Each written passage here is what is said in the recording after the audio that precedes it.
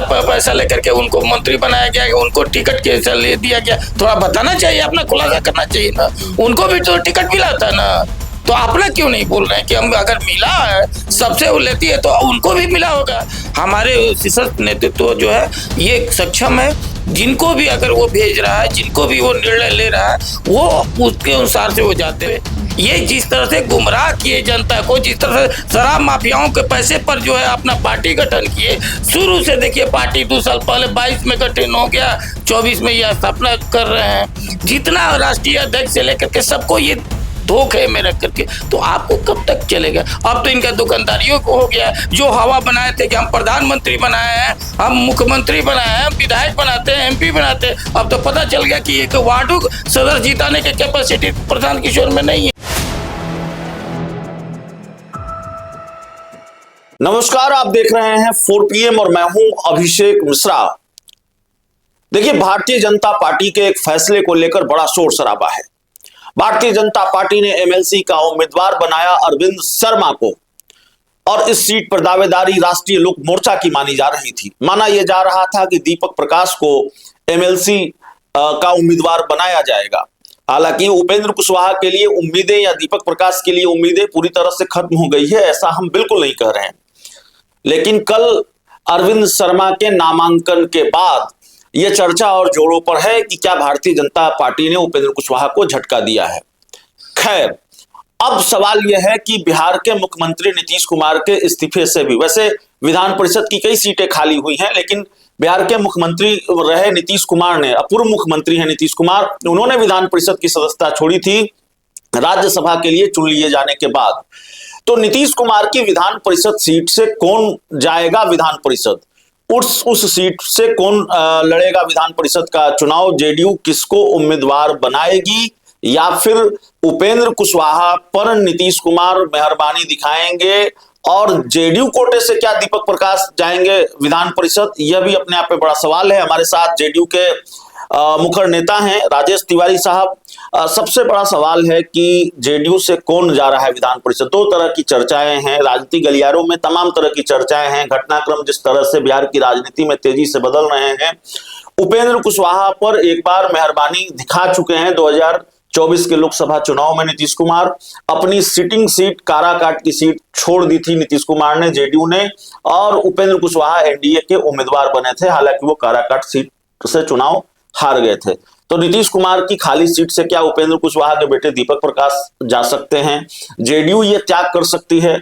और दूसरा सवाल यह है जिसकी चर्चा बहुत है कि जो हरनौत के विधायक हैं उनको विधान परिषद भेजा जा सकता है और निशांत को हरनौत से चुनाव लड़ाया जा सकता है। ये चर्चाएं चल रही हैं आपकी पार्टी को लेकर। देखिए, एनडीए गठबंधन नहीं है, एनडीए एक परिवार है, और जिसके अभिभावक पूर्व मुख्यमंत्री नीतीश कुमार जी हैं। नीतीश कुमार जी एक ऐसे अभिभावक है कि इसमें किसी भी गठबंधन दल का अगर कोई जो उचित होता है उस पर वो उनका उचित स्थान मिलता है। इसमें ऐसा भेदभाव और किसको मिलना चाहिए किसको नहीं मिलना चाहिए ये देख करके नहीं, किसकी जरूरत है उसके अनुसार से आगे बढ़ाया जाएगा। हमारे शीर्ष नेतृत्व जो है ये सक्षम है, जिनको भी अगर वो भेज रहा है, जिनको भी वो निर्णय ले रहा है, वो उसके अनुसार से वो जाते हैं। अभी देखिए, उपेंद्र कुशवाहा जी को राज्यसभा भेजा गया। हमारे दल में किसका सीट खाली हो रहा है, वो जदयू है, चाहे वो लोजपा हो या हम हो या बीजेपी की बात नहीं है। हम लोग एनडीए गठबंधन के रूप में एक परिवार के रूप में है, और जिसका जब जरूरत है शीर्ष नेतृत्व को लगता है उनको आगे बढ़ाता है।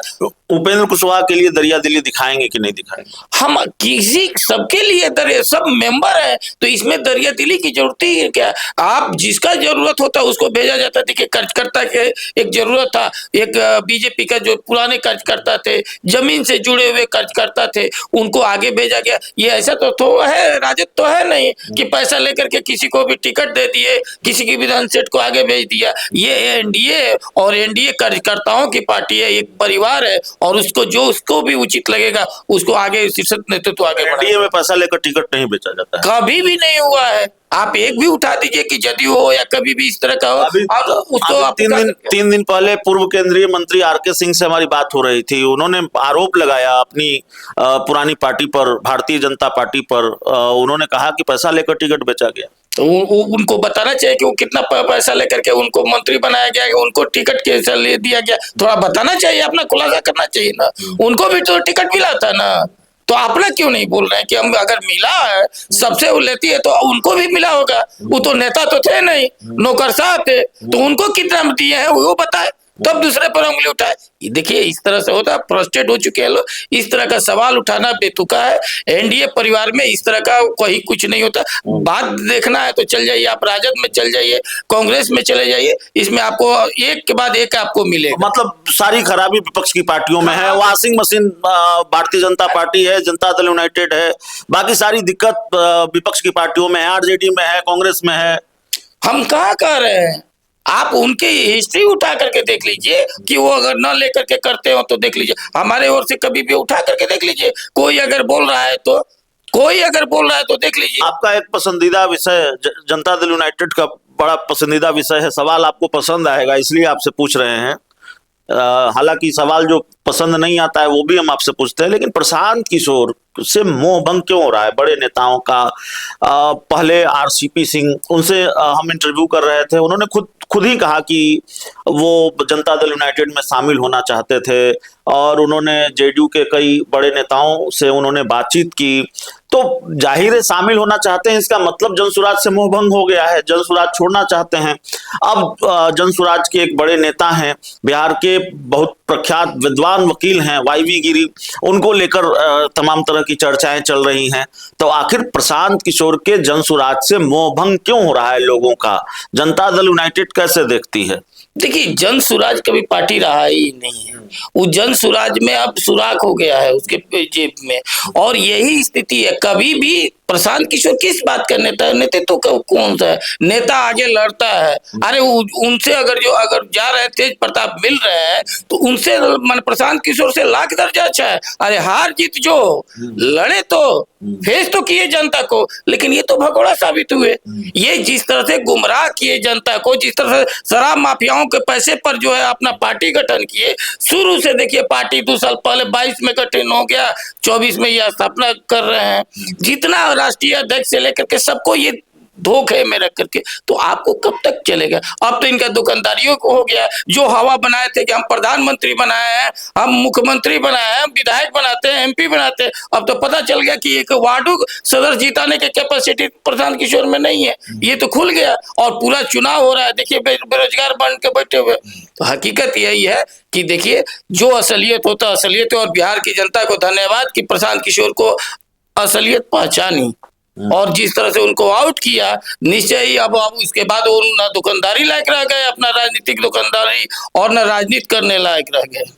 तो चलिए, हमारे साथ राजेश तिवारी साहब थे। इस पूरी रिपोर्ट में इतना ही। बहुत बहुत धन्यवाद।